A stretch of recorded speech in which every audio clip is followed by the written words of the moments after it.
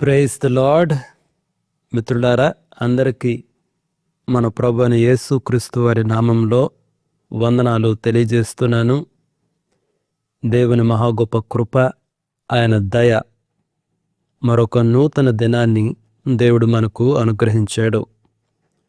ఆయన సన్నిధిలో చేరుకోవడానికి, ఆయన స్వరాన్ని విని మన జీవితాలను సరిచేసుకోవడానికి, బలపరుచుకోవడానికి దేవుడు మనకిచ్చినటువంటి గొప్ప తరుణమును బట్టి దేవునికి వేలాది కృతజ్ఞతలు తెలియజేస్తున్నాను.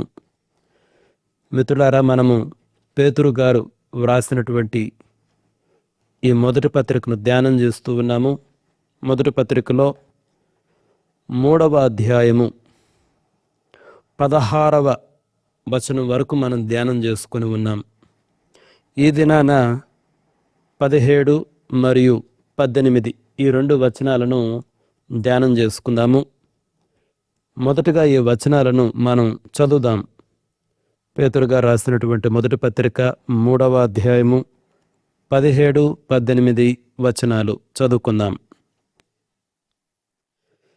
దేవుని చిత్తమాలాగున్న ఎడల కీడు చేసి శ్రమపడుట కంటే మేలు చేసి శ్రమపడుటయే బహుమంచిది. ఏలయనగా మనలను దేవుని యొద్దకు తెచ్చుటకు అనీతిమంతుల కొరకు నీతిమంతుడైన క్రీస్తు శరీర విషయములో చంపబడియు ఆత్మ విషయములో బ్రతికింపబడి పాపముల విషయములో ఒక్కసారే శ్రమపడెను. చాలా శ్రేష్టమైనటువంటి వచనాలు మిత్రులారా.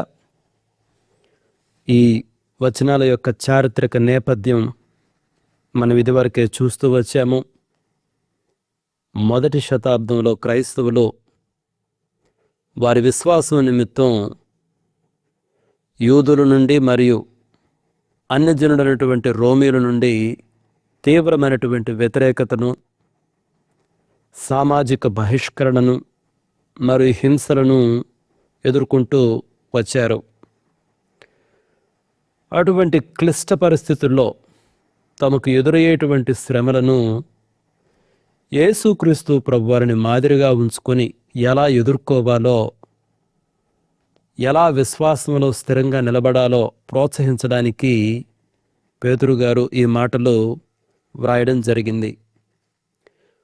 మిత్రులారా, మనం చదివినటువంటి ఈ వచనాల్లో ఉన్నటువంటి మూల పదాలను, ప్రాముఖ్యమైన పదాలను ఒకసారి మనము పరిశీలన చేద్దాము. ఈ 17వ వచనం చూసినట్లయితే, దేవుని చిత్తమాలాగున్న ఎడల కీడు చేసి శ్రమపట్టు కంటే మేలు చేసి శ్రమపడుటయే బహు మంచిది. చూడండి, మనము అంటే క్రైస్తవులు ఏదో తప్పు చేసి పాపం చేసి దానికి ప్రతిఫలంగా శిక్షను అనుభవించడం కంటే దేవుని చిత్తానుసారంగా మేలు చేసి శ్రమలను అనుభవించటం దేవునికి మహిమకరమని చెప్పి పేతురు గారు బోధిస్తున్నారు. ఒక విశ్వాసి దేవుని చిత్తంలో ఉంటూ నీతిగా జీవించినప్పటికీ శ్రమలు రావచ్చు. అయితే అటువంటి శ్రమలు దేవుని చేత అనుమతించబడినటువంటివి. అవి మన విశ్వాసాన్ని పుటం వేయడానికి సహాయపడతాయి అన్నటువంటి విషయాన్ని మనం గమనించాలి. అదేవిధంగా మిత్రులారా, 18వ వచనం మనం చూసినట్లయితే, ఏలయనగా మనలను దేవుని యొద్దకు తెచ్చుటకు అనీతిమంతుల కొరకు నీతిమంతుడైన క్రీస్తు శరీర విషయములో చంపబడియు ఆత్మ విషయములో బ్రతికింపబడి పాపముల విషయంలో ఒక్కసారే శ్రమ పడెను. ఈ వచనాల్లో ఒక్కసారే శ్రమ పడెను అన్నటువంటి ఆ మాటను గమనించండి. ఒక్కసారే గ్రీకులో హపాక్స్ అంటారు. HAPAX, హపాక్స్, అది గ్రీకు పదం. ఒక్కసారే దాని అర్థం ఏంటంటే క్రీస్తు యొక్క అర్పణ అది సంపూర్ణమైనటువంటిది. ఇక మరలా అది పునరావృతం చేయబడదు. మరలా యేసుక్రీస్తు ప్రభువారు వచ్చి సిలువలో మానవులందరి పాపముల కొరకు శ్రమపడడం కానీ, రక్తం కార్చడం కానీ, సమాధి చేయబడడం కానీ ఇక జరగదు. అది సంపూర్ణమైనటువంటి అర్పణ, సమర్పణ, బలి. పాత నిబంధన గ్రంథంలో చూస్తే యాజకులు వాళ్ళు ప్రతిరోజు అర్పించే బలులు ఉంటాయి, సంవత్సరానికి ఒకసారి అర్పించే బలులు ఉంటాయి. ఈ రకంగా వాళ్ళు అర్పించే బలులు పునరావృతమైనటువంటి బలులు, మరలా అర్పించే బలులు. కానీ యేసుక్రీస్తు ప్రభువారి యొక్క బలి మాత్రము ఒక్కసారే. అది ఎందుకంటే అది పరిపూర్ణమైనటువంటిది, సంపూర్ణమైనటువంటిది. ఇక మరొకసారి అటువంటి ఆ బలి ఇవ్వవలసినటువంటి అవసరం లేదు. ఆ తర్వాత ఇదే వచనంలో అనీతిమంతుల కొరకు నీతిమంతుడైన క్రీస్తు, ఆ పదాలు గమనించండి. అనీతిమంతుల కొరకు నీతిమంతుడైన క్రీస్తు శరీర విషయంలో చంపబడి ఆత్మ విషయంలో బ్రతికింపబడి. అనీతిమంతుల కొరకు నీతిమంతుడు, ఇది ప్రాయశ్చిత్తార్థమైనటువంటి అర్పణ. అందుకని దీని ఇంగ్లీష్లో సబ్స్టిట్యూషనరీ అటోన్మెంట్ అంటారు. అంటే మన స్థానములో మరొకరు చనిపోయారు. ఎందుకు మన స్థానంలో మరొకరు చనిపోయారంటే ఆ మూల్యము మనము చెల్లించలేము కాబట్టి. అందుకని సబ్స్టిట్యూషనరీ అటోన్మెంట్ అంటారు. ప్రాయశ్చిత్తార్థమైనటువంటి బలి, అర్పణ. యేసుక్రీస్తు ప్రభువారు నీతిమంతుడు, ఆయనలో పాపము లేదు. ఏ డాగు, ఏ మచ్చ లేనటువంటి గొర్రెపిల్ల. అందుకనే అనీతిమంతుల కొరకు నీతిమంతుడైన క్రీస్తు. కాబట్టి ఇది ప్రాయశ్చిత్తార్థమైనటువంటి బలి అని మనం గమనించాలి. ఇంగ్లీష్లో అయితే చాలా స్పష్టంగా సబ్స్టిట్యూషనరీ అటోన్మెంట్. సబ్స్టిట్యూషనరీ అంటే ఒకరి కొరకు మరొకరు, మన కొరకు వేరే వ్యక్తి మన స్థానములో. అయితే ఎందుకు ఆయన మన స్థానములో చనిపోయాడు? అక్కడ చాలా స్పష్టంగా రాయబడింది చూడండి, ప్రారంభంలో 18వ వచనం. ఏలయనగా మనలను దేవుని యొద్దకు తెచ్చుటకు. మన నుంచి ఏదో లాభాన్ని సంపాదించడానికి కాదు, మన నుంచి ఏదో రకమైనటువంటి పేరు ప్రతిష్టలు సంపాదించడానికి కాదు, మనలను దేవుని యొద్దకు తెచ్చుటకు. మానవులకు దేవునికి మధ్య ఉన్నటువంటి శత్రుత్వమును మాన్పి సమాధానపరచుట కొరకు. ఇదే క్రీస్తు శిలువ యొక్క అంతిమ ఉద్దేశం. మిత్రులారా, మనం కూడా అదే రీతిగా సువార్త పరిచర్య చేసేటప్పుడు యేసుక్రీస్తు ప్రభువారి లాగానే అనేకులను దేవుని యొద్దకు తెచ్చుటకు శ్రమపడాలి. అంతేగాని దురుద్దేశపూరితంతో కాదు. ఏదో కొంతమందికి వ్యాపారం చేయటం, సువార్తను పరిచర్యను వ్యాపారం చేయడానికి ఎంచుకుంటారు. కొంతమంది భక్తి కొరకు ఎంచుకుంటారు. ఈ రకంగా మనం చేయకూడదన్నమాట. యేసుక్రీస్తు ప్రభువారు పాపులను దేవుని యొద్దకు తెచ్చుటకు ఆయన బలిగా మారాడు. మనం కూడా ఆ రకంగా సువార్త పరిచర్య చేయాలి. ఏ రకమైనటువంటి ప్రాఫిట్ను కానీ, పేరు ప్రతిష్టలను కానీ, సొంత లాభాన్ని కానీ ఆశించకుండా. అయితే ఇక్కడ ఒక మాట ఉంది చూడండి, శరీర విషయంలో ఆయన చంపబడి ఆత్మ విషయంలో బ్రతికింపబడి. యేసుక్రీస్తు ప్రభువారు శరీర విషయంలో ఆయన చంపబడ్డాడు, కానీ పరిశుద్ధాత్మ శక్తి ద్వారా ఆయన పునరుద్ధానుడయ్యాడు. అంటే ఇది దేని సూచిస్తుంది? మనం కూడా ఒక రోజున మిత్రులారా పరిశుద్ధాత్మ శక్తి ద్వారా మనం లేపబడతాము, యేసుక్రీస్తు ప్రభువులో లేపబడతాము అన్నటువంటి సత్యాన్ని ఇది తెలియజేస్తుంది. కాబట్టి మిత్రులారా, ఈ యొక్క వచనాలలో ప్రాముఖ్యమైన పాఠాలు ఏంటంటే, శ్రమలలోనే మనం దేవుని చిత్తము కనుగొనవచ్చు. మనం నీతిగా జీవిస్తున్నప్పటికీ శ్రమలు వస్తే కృంగిపోకూడదు. కొన్నిసార్లు మనలను ఆధ్యాత్మికంగా బలపరచడానికి దేవుడు శ్రమలను అనుమతిస్తాడు అనేటువంటి విషయాన్ని గమనించాలి. అయితే ఈ శ్రమలలో యేసుక్రీస్తు ప్రభువారే మనకు మాదిరి. అనీతిమంతుల కొరకు నీతిమంతుడైన యేసుక్రీస్తు ప్రభువారు ఎలా సహించాడో మనం కూడా ఇతరుల కొరకు, వాళ్ళ కొరకు ఓర్పును, సహనాన్ని కనుపరచాలి, శ్రమపడాలి మిత్రులారా. మరొకటిది సువార్త ప్రకటించడం అనేటువంటిది త్యాగపూరితమైనటువంటిది. యేసుక్రీస్తు ప్రభు యొక్క శిలువ మరణం యొక్క ఏకైక ఉద్దేశం ఏంటంటే మనలను దేవుని యొద్దకు చేర్చడమే. మన జీవితం కూడా ఇతరులను దేవుని వైపు నడిపించడానికే ఉపయోగించాలి మిత్రులారా. అంటే త్యాగపూరితంగా మనము పరిచరణ చెయ్యాలి అనేటువంటి విషయాన్ని మనం గమనించాలి.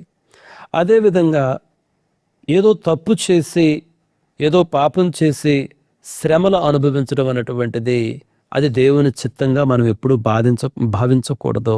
మన ప్రవర్తన ఎప్పుడు కూడా దేవునికి మహిమ తెచ్చేదిగా ఉండాలి. ఇందులో 5వ పాఠం ఏంటంటే మనం చదివినటువంటి విషయాల్లో మరణంపై విజయం అనేటటువంటిది ఉన్నది. మనం కూడా ఈరోజు మరణించినప్పటికీ ఈ దినాల్లో అనేక మంది విశ్వాసులు చనిపోతున్నారు. చనిపోయినప్పటికీ ఒక రోజున మనలో ప్రతి ఒక్కరం కూడా లేపబడతాము అన్నటువంటి విషయాన్ని గమనించాలి. ఈ 5 పాఠాలు ఇందులో ఉన్నాయి మిత్రులారా. మొదటిది వచ్చేసి మనము శ్రమలలో ఒక్కొక్కసారి వెళ్ళడం అన్నటువంటిది దేవుని చిత్తము. యేసుక్రీస్తు ప్రభువారే మన మాదిరి, అది 2వ పాఠం. 3వది వచ్చేసి త్యాగపూరితంగా మనం సువార్త పరిచరణ చేయాలి, అది 3వ పాఠం. 4వ పాఠం వచ్చేసి ఏదో తప్పు చేసి పాపం చేసి శ్రమలను అనుభవించడం అన్నటువంటి దేవుని చిత్తం కాదు. 5వ పాఠము మరణముపై మనకు విజయం ఉన్నది. ప్రత్యేకంగా ఈ సందర్భంలో ఒక ప్రాముఖ్యమైనటువంటి కొటేషన్ మీ ముందుకు నేను తీసుకురావాలనుకుంటున్నాను.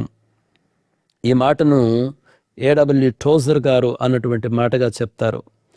It is doubtful whether God can bless a man greatly until he has hurt him deeply. It is doubtful whether God can bless a man greatly until he has hurt him deeply.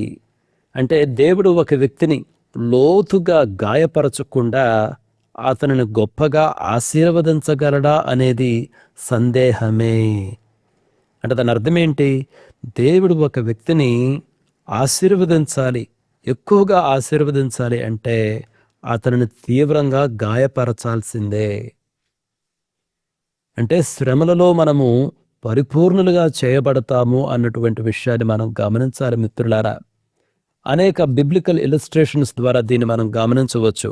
ఒకసారి హెబ్రీయులకు రాసినటువంటి పత్రిక రండి. హెబ్రీయులకు రాసినటువంటి పత్రిక 11వ అధ్యాయము 24వ వచనము నుండి 26 వరకు చదువుతున్నాను. మోషే పెద్దవాడైనప్పుడు విశ్వాసమును బట్టి ఐగుప్తుధనము కంటే క్రీస్తు విషయమైన నింద గొప్పదని, గొప్ప భాగ్యమని ఎంచుకొని అల్పకాలము పాప భోగం అనుభవించుట కంటే దేవుని ప్రజలతో శ్రమ అనుభవించుట మేలని యోచించి ఫరో కుమార్తె యొక్క కుమారుడని అనిపించుకున్నటకు ఒప్పుకొనలేదు. ఏలయనగా అతడు ప్రతిఫలముగా కలుగుబోవు బహుమానమందు దృష్టి ఉంచెను. మీరు గమనించండి, విశ్వాసమును బట్టి అతడు ఐగుప్తుతనము కంటే క్రీస్తు విషయమైన నింద గొప్ప భాగ్యమని ఎంచుకుని అల్పకాలము పాప భోగం అనుభవించుట కంటే దేవుని ప్రజలతో శ్రమ అనుభవించటం మేలని యోచించాడు. వాస్తవంగా మోషే ఒక మంచి స్థితిలో ఉన్నాడు. అతడు అలానే ఉండొచ్చు, రాజభవనంలోనే ఉండొచ్చు, రాజుగానే ఉండొచ్చు. కానీ సుఖాన్ని ప్రేమించటం కన్నా అతడు క్రీస్తు విషయమై, అంటే దేవుని ప్రజల విషయమైనటువంటి నిందను భరించుటకు అతడు ఇష్టపడ్డాడు. కానీ అతడు అంత ఇష్టపడ్డా ప్రజలేమన్నా అతన్ని గొప్పగా అంగీకరించారా? ఒకసారి సంఖ్యాకాండానికి రండి. 14వ అధ్యాయంలో మోషే గోత్రానికి ఒకరిని చొప్పున ఆ వాగ్దాన దేశమును చూసి రండని పంపిస్తాడు. వాళ్ళు చూసి వచ్చిన తర్వాత ఆ ఇద్దరు తప్ప, ఆ కాలేబు యెహోషువ తప్ప మిగిలినటువంటి వారు చెప్పినటువంటి మాటలకు, సాక్ష్యమునకు భయపడి ప్రజల యొక్క స్పందన ఏ విధంగా ఉందో చూడండి. సంఖ్యాకాండం 14వ అధ్యాయం. అప్పుడు ఆ సర్వ సమాజం ఎలుగెత్తి కేకలు వేసెను. ప్రజలు ఆ రాత్రి ఎలుగెత్తి ఏడ్చిరి. మరియు ఇజ్రాయేలీయులందరూ మోషే అహరోనుల పైన సణుగుకొనిరి. ఆ సర్వ సమాజము అయ్యో, ఐగుప్తులో మేమేలా చావలేదు, ఈ అరణ్యమందు మేమేలా చావలేదు, మేము కత్తివాత పడినట్లు యెహోవా మమ్మను ఈ దేశంలోనికి ఎలా తీసుకొని వచ్చెను, మా భార్యలు మా పిల్లలు కొల్లపోవుదురు, తిరిగి ఐగుప్తుకు వెళ్ళుట మాకు మేలు కాదా అని వారితో అనిరి. వారు మనము నాయకుని ఒకని నియమించుకొని ఐగుప్తునకు తిరిగి వెళ్ళుదుమని ఒకనితో ఒకడు చెప్పుకొనగా, మోషే అహరోనులు ఇజ్రాయేలుల సర్వసమాజ సంఘం ఎదుట సాగిలపడరి.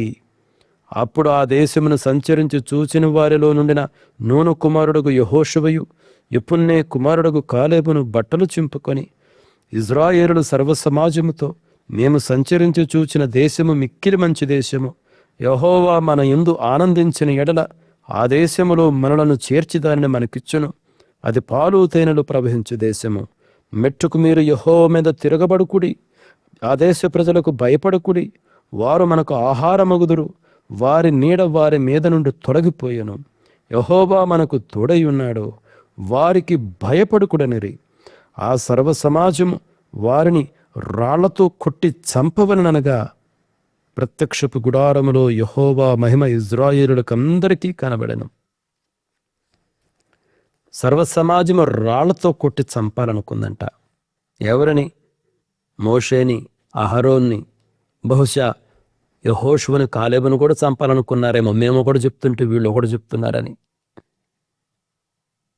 అంటే మోషే సుఖాన్ని వదిలిపెట్టి, రాజభవనాన్ని వదిలిపెట్టి నింద అనుభవించడమే భాగ్యమని ఎంచుకొని వస్తే వీళ్ళేమో రాళ్లతో కొట్టి చంపాలనుకుంటున్నారు. ఈ సందర్భమే కాదు గాని ఇంకా బైబిల్లో అనేక సందర్భాలున్నాయి. మోషే పైన, అహరోను పైన వాళ్ళు సనుక్కోవడం, వాళ్ళని చంపాలనుకోవడం. అంటే మేలు చేసి వీళ్ళు శ్రమను అనుభవిస్తున్నారు, మేలు చేసి తిరస్కారాన్ని అనుభవిస్తున్నారు. అది యోగ్యమే. అంతేగాని చెడు చేసి వీళ్ళు తిరస్కారాన్ని కానీ శ్రమను కానీ అనుభవించటం లేదు. మేలు చేసి ఒక గొప్ప స్థితిని వదిలిపెట్టి. ఆ తర్వాత మీరు 2వ దినవృత్తాంతముల గ్రంథంలో 24వ అధ్యాయానికి రండి. అక్కడ జకర్యా అన్నటువంటి ఒక ప్రవక్త గురించి మనం చదువుదాం. దినవృత్తాంతములు 2వ అధ్యాయము 24వ అధ్యాయానికి రండి. 20వ వచనం నుండి చదువుతున్నాను. 24వ అధ్యాయము 2వ దినవృత్తాంతములు 20వ వచనం చదువుతున్నా. అప్పుడు దేవుని ఆత్మ యాజకుడుగు యెహోయాదా కుమారుడైన జకర్యా మీదికి రాగా, అతడు జనుల ఎదుట నిలువబడి, మీరెందుకు యెహోవా ఆజ్ఞలను మీరుచున్నారు? మీరు వర్ధిల్లరు.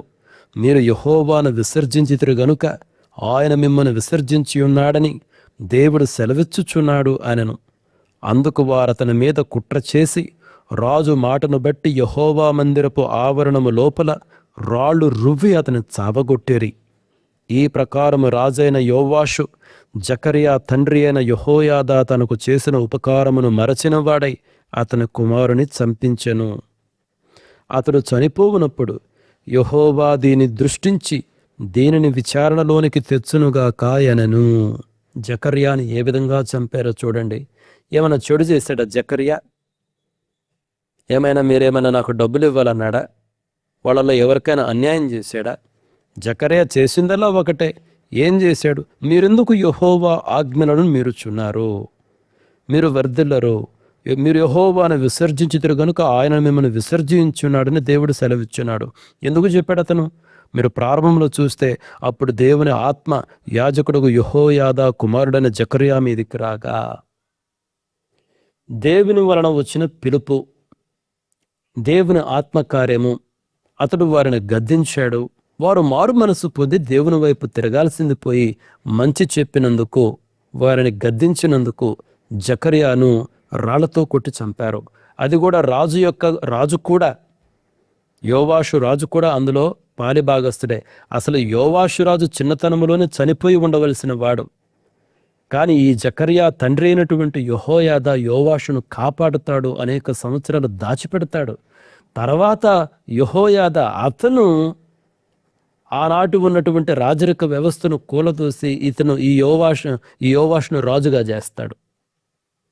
అతను కాపాడి దాచిపెట్టి రాజుగా చేసి ఇంత మేలు చేస్తే దానికి ప్రతిఫలంగా ఏం చేశాడు? అతను కుమారుని చంపాడు. చూసారా, మేలు చేసి శ్రమను అనుభవించారు. దేవుని వాక్యమును బోధించి ఇతడు మరణమును అనుభవించాడు. అది ఓకే, దేవుని దృష్టిలో అది అంగీకారమే మిత్రులారా. అంతేగాని చెడు చేసి వాళ్ళేమీ శ్రమను అనుభవించలేదు. మనం కానీ అపోస్తల కార్యాల గ్రంథము 5వ అధ్యాయానికి వచ్చి చూస్తే అక్కడ ఒక సందర్భం చూస్తాం. ఇక్కడ పేతురు, యోహానులు దేవుడు అనేక అద్భుత కార్యాలు జరిగిస్తూ ఉన్నాడు. మీరు గమనించండి, అపోస్తల కార్యగ్రంథం 5వ అధ్యాయము నేను కేవలం 15వ వచనం చదువుతున్నాను. అందుచేత పేతురు వచ్చుచుండగా జనులు రోగులను వీధుల్లోనికి తెచ్చి వారిలో ఎవని మీదనైనను అతని నీడయైనను పడవలనని మంచముల మీదను పరుపుల మీదను వారిని ఉంచిరి. మరియు యెరూషలేము చుట్టూ నుండి పట్టణములు జనులు రోగులను అపవిత్రాత్మల చేత పీడింపబడిన వారిని మోసుకొని కూడి వచ్చిరి. వారందరూ స్వస్థత పొందిరి. దేవుడు అద్భుతాలు చేస్తున్నాడు. పేతురు ద్వారా దేవుడు అద్భుతాలు చేస్తున్నాడు, ప్రజలను స్వస్థపరుస్తున్నాడు. అయితే మీరు గమనించండి, 17వ వచనములో వాళ్ళు ప్రధాన యాజకుడును అతనితో కూడిన వారందరూ అనగా సద్దూకైల తెగవారును లేచి మత్సరముతో నిండుకొని అపోస్తలులను బలాత్కారముగా పట్టుకొని పట్టణపు చెరసాలలో ఉంచిరి. మీరు ఆ తర్వాత చూస్తే నేను అదంతా చదవను, కానీ అయితే వాళ్ళు యాక్చువల్గా వీళ్ళని చంపాలనుకున్నారు. కానీ గమలియేలు అనేటువంటి ఒక వ్యక్తి, మీరు గమనించిన 34వ వచనములో సమస్త ప్రజల వలన ఘనత నొందిన వాడును ధర్మశాస్త్రోపదేశకుడైన గమలియేలును ఒక పరిసయుడు మహాసభలో లేచి అతడు వారిని వారించాడనమాట. ఒకవేళ ఇది దేవుని కార్యమైతే మీరు ఎదుర్కోలేరు అని చెప్తాడు. చూడండి 38వ వచనములో, కాబట్టి నేను మీతో చెప్పునదేమనగా ఈ మనుషులు జోలికి పోక వారిని విడిచిపెట్టుడి. ఈ ఆలోచనను ఈ కార్యమైనను మనుషుల వలన కలిగిన ఎడల కలిగిన దాయన అది వ్యర్థమగును. కాబట్టి గమనియేలు ఈ పేతురుని మిగిలిన అపోస్తలులను చంపాలనుకున్నటువంటి వారిని మీరు వారిని వదిలిపెట్టండి అని చెప్తున్నాడు. అయితే మీరు ఆ తర్వాత చూడండి ఏం జరిగిందో. 40వ వచనం చూడండి, వారు అతని మాటకు సమ్మతించి అపోస్తలులను పిలిపించి కొట్టించి యేసు నామమును బట్టి బోధింపకూడదని ఆజ్ఞాపించి వారిని విడుదల చేశారు. పిలిపించి కొట్టించారు. ఎందుకు కొట్టారు? మీరు జనాలను స్వస్థపరుస్తున్నందుకు, యేసుక్రీస్తు ప్రభువు నామమును మేలు చేసినందుకు కొడుతున్నారు. మొదట చంపాలనుకున్నారు, తర్వాత ఆఫ్ కోర్స్ చంపుతారు. తర్వాత వారి భవిష్యత్తు దినాలలో వాళ్ళని అవసరం కొట్టించారు. ఎందుకు కొట్టిస్తున్నారు? మేలు చేసినందుకు. ఇవన్నీ మనకు మాదిరి అన్నటువంటి విషయాన్ని మనం గమనించాలి మిత్రులారా. అదేవిధంగా మనం అపోస్తల కార్యాల గ్రంథంలోనే 14వ అధ్యాయానికి రండి. అక్కడ పౌలు బర్నబాలు లుస్త్రలో ఉన్నటువంటి బలహీనమైనటువంటి పాదములు కలిగినటువంటి ఒక వ్యక్తిని చూడండి. మీరు 14వ అధ్యాయం 7వ వచనంలో, లుస్త్రలో బలహీన పాదములు గల యువకుడుండెను. అతడు పుట్టినది మొదలుకొని కుంటివాడయ్యునను నడవలేక కూర్చుండియుండువాడు. అతడు పౌలు మాటలాడుట వినను. పౌలు అతని వైపు తేరి చూచి స్వస్థత పొందుటకు అతనికి విశ్వాసముండినని గ్రహించి నీ పాదములు మోపి సరిగా నిలువమని బిగ్గరగా చెప్పినప్పుడు అతడు గంతులు వేసి నడువసాగాను. ఒక గొప్ప అద్భుతం జరిగింది. వెంటనే ప్రజలు ఏం చేశారంటే వీళ్ళు దేవతలు అని చెప్పడం ప్రారంభించారు. ఇక వీళ్ళను కొలవాలి అన్నట్టు, వీళ్ళకు పూజలు చేయాలన్నట్టు ఈ రకమైనటువంటి ప్రవర్తన వాళ్ళు చూపారు. వాళ్ళు అసలు పౌలునేమన్నారంటే బర్నబాను ద్యుపతి అన్నారు, పౌలునేమో హెర్మే అన్నారనమాట. ఆ తర్వాత వాళ్ళ పూజారి ఎడ్లను పూదండలను తీసుకొని వచ్చారనమాట, వీళ్ళని సన్మానించడానికి పూజించడానికి. అయితే వీళ్ళు ఏం చేశారంటే, మీరు 15వ వచనం, అయ్యలారా మీరెందుకు ఎలాగూ చేయుచున్నారు? మేము కూడా మీ స్వభావం వంటి స్వభావం గల నరులమే. మీరు ఈ వ్యర్థమైన వాటిని విడిచిపెట్టి ఆకాశమును భూమిని సముద్రమును వాటిలో ఉండు సమస్తమును సృష్టించిన జీవముగల దేవుని వైపు తిరుగువలనని మీకు సువార్త ప్రకటించున్నాము. చక్కగా అయ్యా ఈ విధంగా చేయొద్దు, మేము మనుషులమే, మేము దేవతలం కాదు, మీలాంటి మనుషులమని చెప్పినందుకు అది మా మాటలు వాళ్ళకి నచ్చల. ఆ తర్వాత మీరు చూస్తే కొంతమంది అంతియోక్య నుండి ఈక్యూ నుండి వచ్చిన యూదులు ఈ జన సమూహాన్ని రేపగా వాళ్ళు ఏం చేశారంటే చూడండి, మీరు 19వ వచనం మధ్య నుండి చదువుతున్నాను. పౌలు మీద రాళ్ళు రువ్వి అతడు చనిపోయిననుకొని పట్టణము వెలుపలికి అతన్ని ఈడ్చిరి. ఇక అతడు చనిపోయాడు అనుకున్నంతగా అతనిపైన రాళ్ళు రువ్వారు. ఏ కారణాన్ని బట్టి మీరు రాళ్ళు రువ్వారు? స్వస్థపరిచినందుక, లేకపోతే మేము దేవతలం కాదు మేము మనుషులమని చెప్పినందుక? ఎందుకు? మేలు చేసి మీరు శ్రమను అనుభవించారు మిత్రులారా. మీరు ఆ తర్వాత ఇదే కంటిన్యూటీగా చదువుకుంటూ పోతే 16వ అధ్యాయంలో ఫిలిప్పి పట్టణంలో పుతోను అనేటువంటి దయ్యము చేత బాధపడుతున్నటువంటి ఒక అమ్మాయిని విడిపించినందుకు మరలా అక్కడ కూడా కొట్టి చెరసాల్లో వేస్తారు పౌలు శీలల్ని. కాబట్టి బైబిల్ గ్రంథంలో ఒక మాదిరి మనకుంది మిత్రులారా. మేలు చేసి మనం శ్రమ అనుభవించవచ్చు, అంతేగాని మనము కీడు చేసి శ్రమ అనుభవించుట అన్నటువంటిది దేవునికి అది మహిమకరము కాదు. నేను ముగించే ముందు మరొకసారి జ్ఞాపకం చేస్తున్నాను మిత్రులారా. చాలా ప్రాముఖ్యమైనటువంటి విషయాలు నేను ప్రారంభంలోనే చెప్పాను. చూడండి, మొట్టమొదటిది వచ్చేసి దేవుని చిత్తం ఏంటి? దేవుని చిత్తం అలాగున్న ఎడల కీడు చేసి శ్రమపడు కంటే మేలు చేసి శ్రమపట్టే బహుమంచిది. కాబట్టి మేలు చేసి శ్రమ పడాల్సిన పరిస్థితి వచ్చినా మనం రిగ్రెట్ కానవసరం లేదు, బాధపడాల్సిన పనే లేదు. అది గొప్ప పాఠము. తర్వాత ఒక్కసారే మన కొరకు అర్పణ అర్పించబడింది. ఇక మరలా యేసుక్రీస్తు ప్రభువారు సిలువలో చనిపోవడం అనేది జరగదు. అది ఒకసారి ఆయన చనిపోయాడు, అది సంపూర్ణమైనటువంటి బలి అన్నటువంటి విషయాన్ని మనం గమనించాలి. తర్వాత అయితే ఆయనకు మనకు ఒక మాదిరి ఉంచాడు. ఏంటి ఆ మాదిరి అంటే, అనీతిమంతుడు కొరకు నీతిమంతుడు చనిపోవడం ఒక మాదిరి. మేలు చేసి శ్రమపడటం అన్నటువంటి ఒక మాదిరి ఇప్పటి వరకు మనం చూసాం. మోషే విషయం చూసాం, జకర్యా విషయం చూసాం, పౌలు శీలల విషయం చూసాం, పేతురు యోహాను విషయం చూసాం. ప్రతి ఒక్కరు మేలు చేసి శ్రమ అనుభవిస్తున్నారు. కాబట్టి మనం కూడా మన కుటుంబంలో కానీ, సంఘములో కానీ, సమాజంలో కానీ, పనిచేస్తున్న స్థలాలలో కానీ మేలు చేసి శ్రమ పడాల్సిన పరిస్థితి వచ్చినా ఏమీ కృంగిపోవద్దు. ఎందుకంటే మనం మాదిరి, మన నాయకుడిని యేసుక్రీస్తు ప్రభువారు అలా చేశారు. అదేవిధంగా మన ముందు ఉన్నటువంటి విశ్వాస వీరుల జీవితాల్లో కూడా ఇది వాస్తవము అన్నటువంటి విషయం మనం గమనించాలి. ఈ మాటలు సరైన రీతిలో అర్థం చేసుకునేలాగున దేవుడు మనలో ప్రతి ఒక్కరికి సమృద్ధైన కృపను అనుగ్రహించాలని కోరుకుంటూ ముగిస్తున్నాను. May God bless each one of you. Thank you.